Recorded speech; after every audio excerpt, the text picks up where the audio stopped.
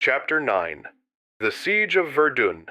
It was now 6 p.m., and, although the German shells had been coming in at regular intervals all day, they increased the intensity of their fire now, and things were pretty hot, for they were putting lots of big ones over. We felt quite secure in our abri, and after an hour the bombardment ceased. That night we got little sleep, for the French preparatory fire, in view of the big offensive planned for the next day, had increased to such violence it sounded like hell let loose and running wild. We were up at 3 a.m., ready to start at break of day.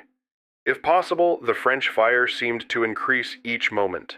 So fast were the big guns discharging their deadly missiles that it was impossible to distinguish one report from another. It was one vast rumble. However, we did not get away, as word came that the Boches were putting over gas along the road on which we were to travel, and so orders came for us to wait. That gave us time to get a good meal tucked away. It is always good judgment to eat when one has an opportunity, for the chances are that during an attack, the rarest thing that one will experience is an opportunity to eat. It was nearly 8 o'clock before we got underway. The road over which we were going was controlled by Boche batteries back of Pepper Hill, and even now we were noticing the shells landing in the roadside, ahead and behind us. Camions, dead horses, and soup kitchens were in evidence, toppled over into the ditches, but we were not hampered and kept right on going. In a few minutes we were stopped by a French sentry and warned not to try to go ahead as the Boches were shelling the road in advance quite heavily. We could hear the shells breaking about half a kilometer further on, so we pulled up and stopped here for about 30 minutes. There seemed to be a lull at the end of this time when we again started forward, but had not proceeded very far when we came to an artillery caisson turned over in a ditch and 3 horses lying dead in the road.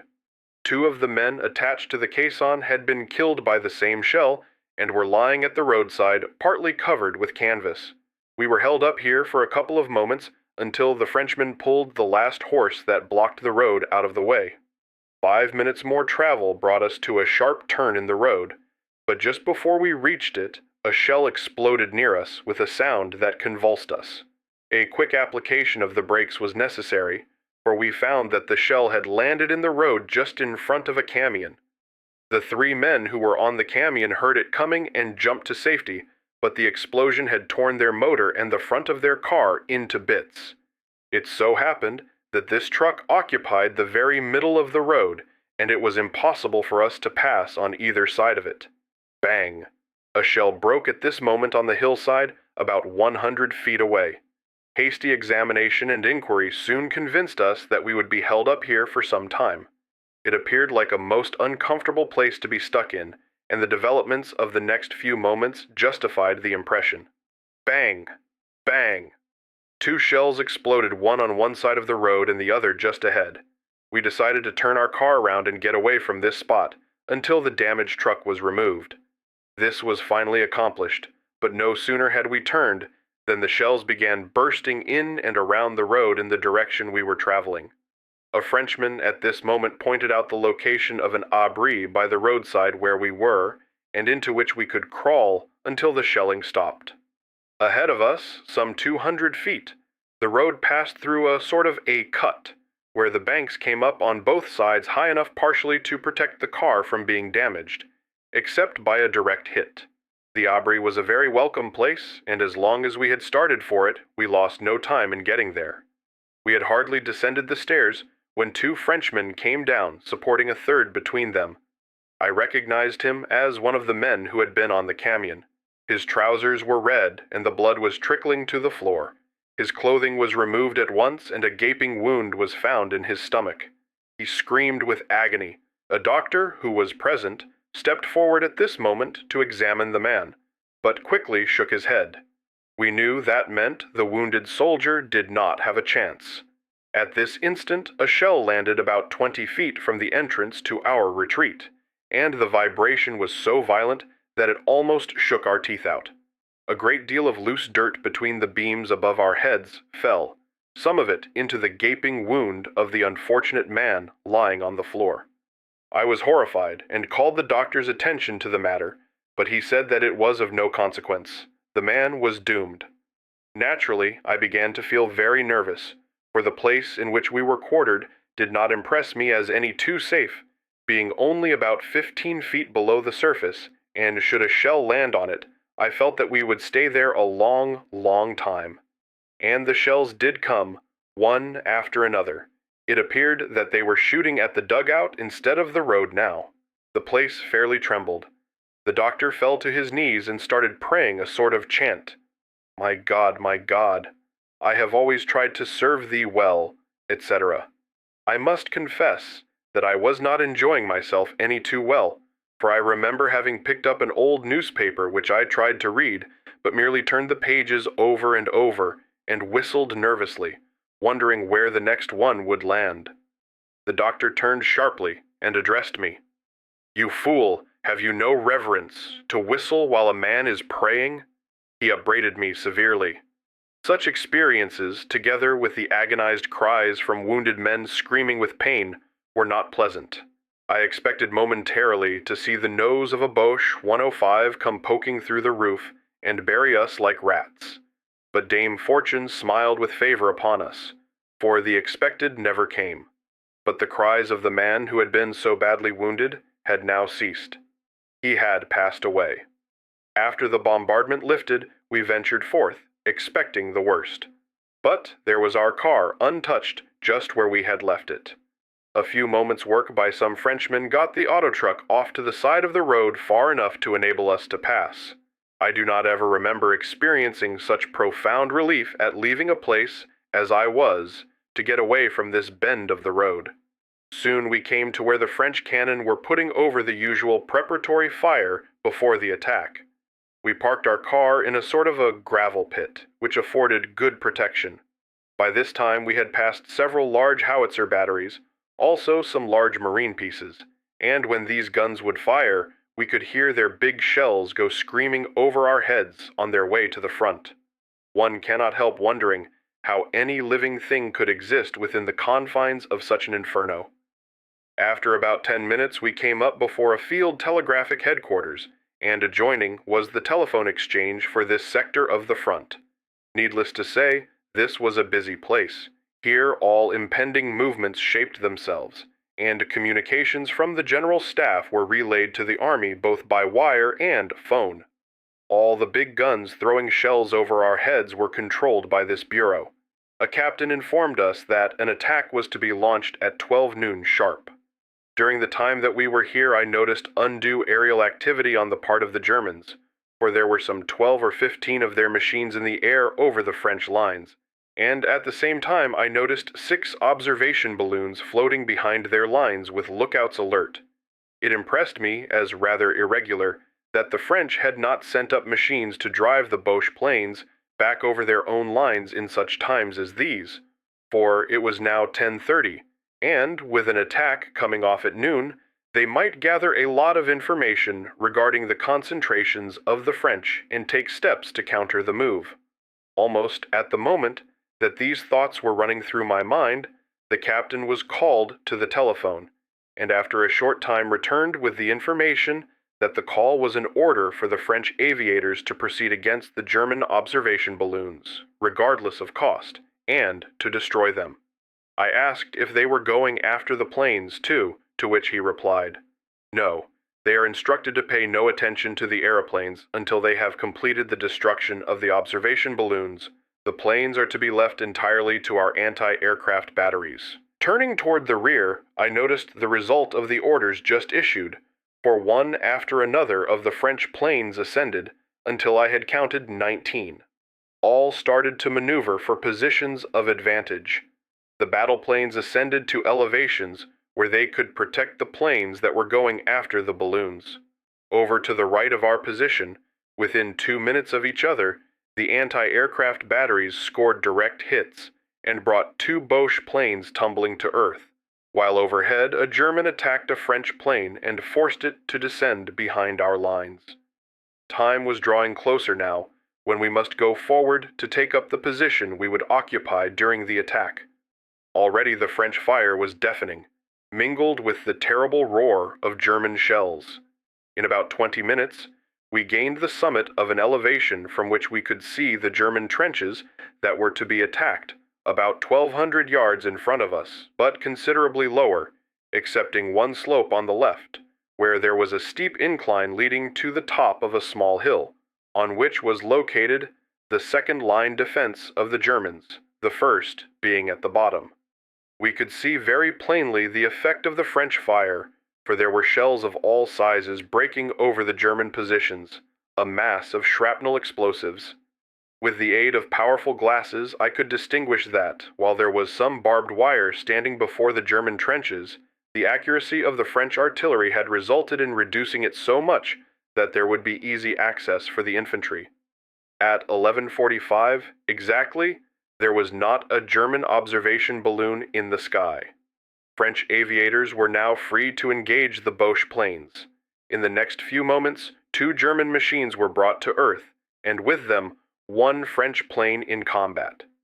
Immediately thereafter, a German machine fell in flames, brought down by the aircraft batteries. I could not help but think how wonderfully accurate the calculations of the headquarters staff had been in planning the aerial operations. Located in pits on the hill on which I stood were the French 75s, about 40 pieces all told, that had been placed there the night before. Not a single shot had been fired from them. Afterwards, I learned more in detail the part these guns were to play and the reason for their temporary inactivity. At 12 sharp, as if by magic, out of the ground arose wave upon wave of French infantry. So spectacular and so inspiring was the sight that we stood motionless, our eyes fixed upon the advancing lines of blue. For several minutes I did not see a man fall. This was due to the fact that the Germans were still in their dugouts on account of the intensity of the French preparatory fire still falling on their position. This did not last long, however. The curtain fire raised quickly, and we could observe the shells breaking in the rear of the German front-line trenches instead of on them, as they had been a moment before. The same instant German machine gun fire opened, and, just as the French reached the wire in front of the enemy position, I could see blue figures falling all along the front, and while the buzz of the machine guns was inaudible due to the terrible din of the cannon, I knew by the way the men dropped that the machine guns were doing the mischief. Notwithstanding the slaughter, more men jumped into the gaps, and on they swept. They had now reached the parapet of the German front-line trench, and we could see them fighting with grenades and hand-to-hand.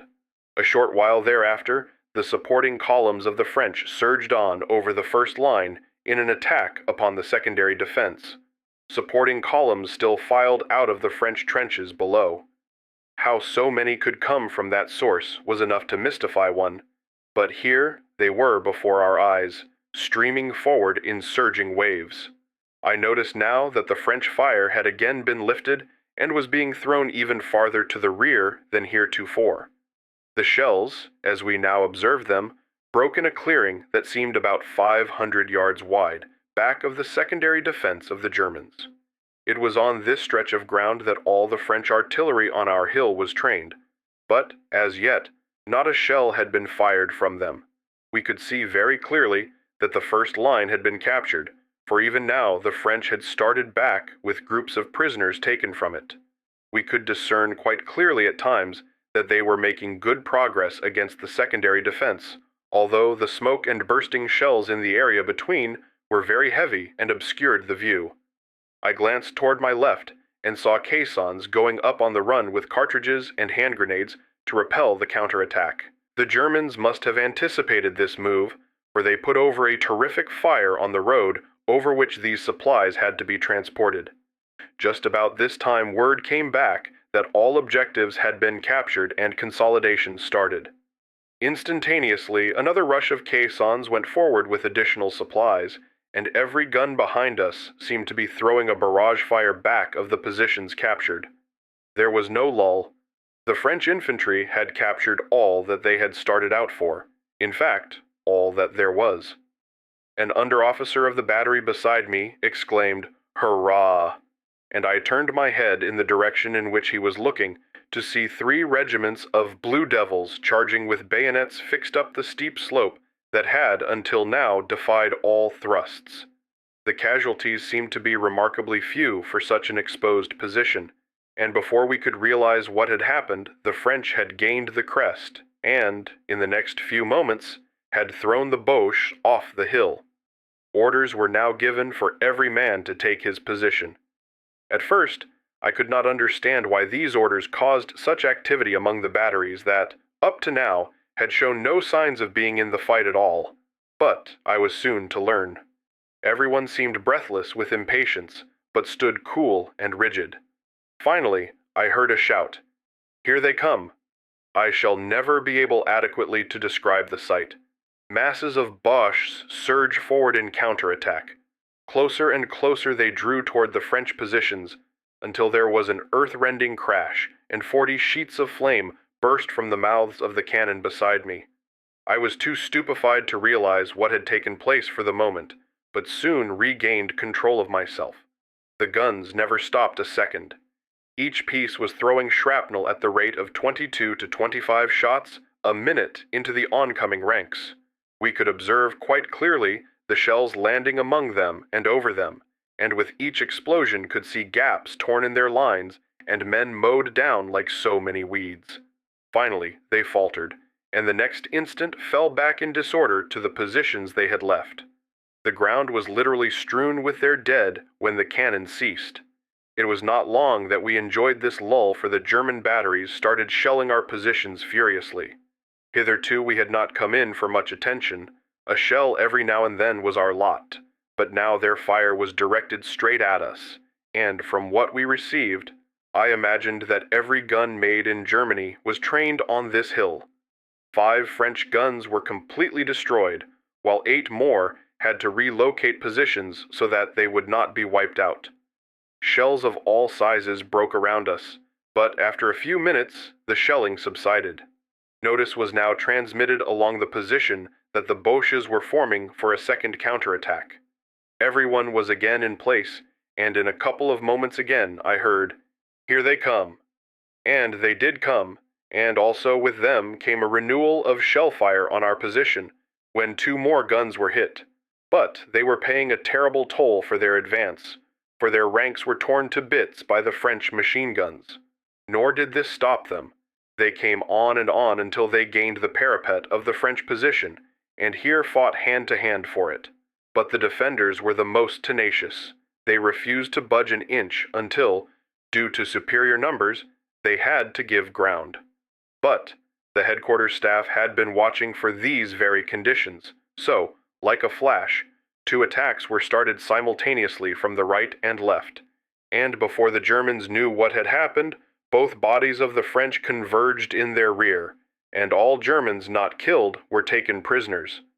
It is difficult to analyze and describe one's feelings in going through such an attack, and what surprised me most, after it was all over, was the way in which I had lost all consciousness of what was taking place right around me. So intense was my desire to see everything that was transpiring out in front of our position. Even when the shells were coming in close, and particularly during the time when the batteries beside me were being shelled, and even hit, I do not remember paying much attention to what might happen to me, for I felt that all was in the hands of fate. On our way to the rear, we came across batches of prisoners. There appeared to be 2 distinct classes of soldiers, the first not one of whom seemed to be over 20, while some here were mere boys and wore looks of terror and dread. I saw one youngster, surely not over 17, with his hand tied up, evidently wounded, the tears streaming down his cheeks. I was informed later that these boys were told by their officers that in the event of their being captured, they would be tortured, and all manner of things would be done to them by the French. From their expressions, one could see that they believed this to be a fact. The other class consisted of men who appeared to be over 40 years of age. Some of them had beards in which gray hairs were largely in evidence. All of them looked very poor, and the rations that they had been given surely did not nourish them to any marked degree. The class that was lacking was the strapping young fellow of 22 to 28. the connecting link between mere boys and middle-aged men. After all, these came the wounded. Brancardiers and soldiers were now assisting at the dressing stations. All kinds and shapes of humanity lay in rows, one after another, awaiting the attention of the doctors who pass along the line, examining and administering to those who have a chance for life. To one who is not used to such sights, it would appear that the doctors are a hard-hearted lot, as they make their rounds, passing by those who have no chance. But here one must realize that the time and attention that a vitally injured man requires, should he have died on the way to the hospital, might have been the means of saving the life of the one who had a chance. Never shall I forget the expression on the faces of men when the doctors passed on to the next. They realized that it was only a question of moments before they made their supreme sacrifice. What must that feeling be? Of course, there are some that lose control of themselves because of intense pain from wounds, but on the whole, the patience of these unfortunates is most remarkable. After a heavy action, all such men as can possibly get to the rear by themselves, or with the assistance of comrades, are forced to make the struggle, for the ambulance is taxed to its utmost in bringing back those who are unable to help themselves. After the lull came, with the French holding all of their gains, I had the opportunity of going over the whole area of the Verdun battlefield, and the only expression that I can use to fit the scene is that it was a mess. Where, before the attack, there were beautiful trees, nothing now remained. It was impossible to tell or distinguish one shell hole from another, so raked and torn was the ground, now turned into chalk dust. First, a shell lands here and throws the ground one way, then a shell lands there and throws it back, a continual churning process, and when the heavy rains come, it turns it all into a quagmire of so much mud. There have been any number of instances where French soldiers had gotten into such places and gradually sunk almost out of sight before their comrades came to their rescue.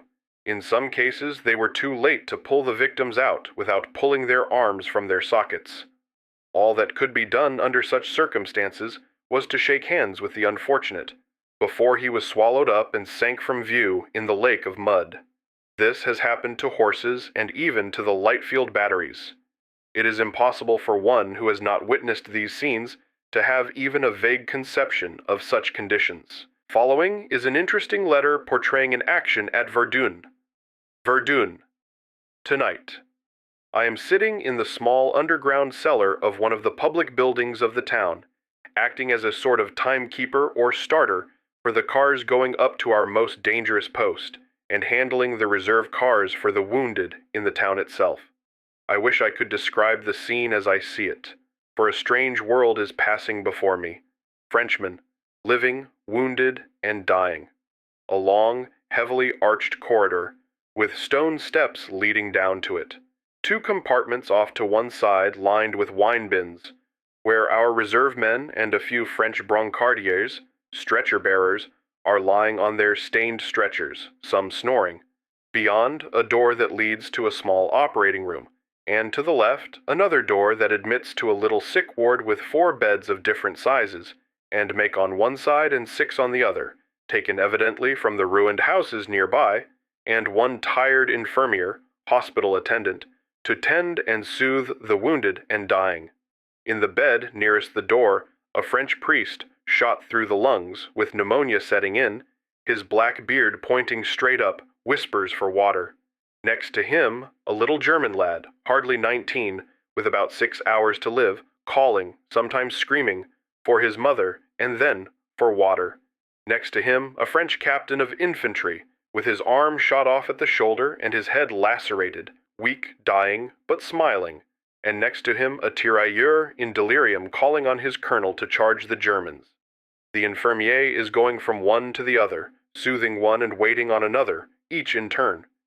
He asks me what the German is saying, and I tell him he is calling for his mother. Ah, this is a sad war, he says as he goes over to hold the poor lad's hand. A brancardier comes in with a telephone message, a blessé, wounded man, at Belleville, very serious. This is a reserve car call. So one slides out and is gone like a gray ghost down the ruined street, making all the speed its driver can, no easy matter, with no lights. In 20 minutes he is back. The brancardiers go out. They come in again, bearing the wounded man on a stretcher, and place it on the floor beside the little stove. One of them, who is a priest, leans over him and asks him his name and town. Then, in answer to what his wife's name is, he murmurs, Alice, while on the other side another brancardier is slitting the clothes from his body, and I shiver with pity at the sight. The surgeon comes out of his little operating room. Weary with the night's tragic work, after so many, many other tragic nights, he doused his head in a bucket of water, then turned to the wounded man.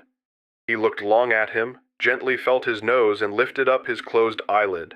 Then, at his nod, the stretcher is again lifted and the wounded man carried into the operating room, and soon after that, into the little room of sorrows. In answer to my eager question, the surgeon shakes his head. Not a chance. A brancardier and I gather the soldier's belongings from his clothes to be sent to his wife, but even we have to stop for a few moments after we see the photograph of his wife and their 2 little children.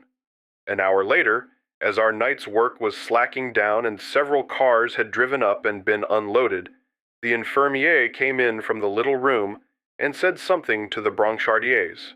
2 of them got a stretcher, and in a moment, the blessé from Belleville came past us with a sheet over him. They laid him down at the other end of the room, and another brancardier commenced rolling and tying him in burlap for burial. As you looked, he changed to a shapeless log. Then out to the dead wagon. Shortly after I went into the little ward again to see how the others were coming through the night, and was glad to see them all quieted down. Even the little German seemed less in pain, though his breathing still shook the heavy little bed he lay on. Through a window I saw that day was beginning to break, and, as I noticed it, I heard the chief's car coming in from the sap, and knew the night's work was over.